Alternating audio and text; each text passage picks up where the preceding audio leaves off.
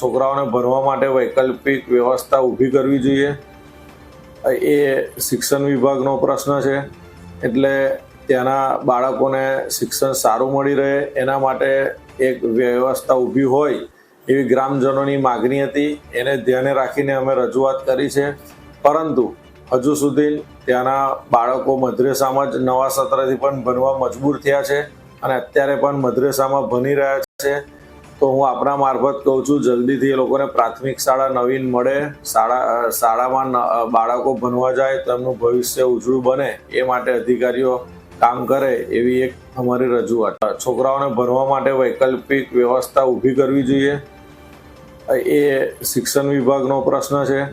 એટલે ત્યાંના બાળકોને શિક્ષણ સારું મળી રહે એના માટે એક વ્યવસ્થા ઊભી હોય એવી ગ્રામજનોની માગણી હતી। એને ધ્યાને રાખીને અમે રજૂઆત કરી છે, પરંતુ હજુ સુધી ત્યાંના બાળકો મદ્રેસામાં જ નવા સત્રથી પણ ભણવા મજબૂર થયા છે અને અત્યારે પણ મદ્રેસામાં ભણી રહ્યા છે।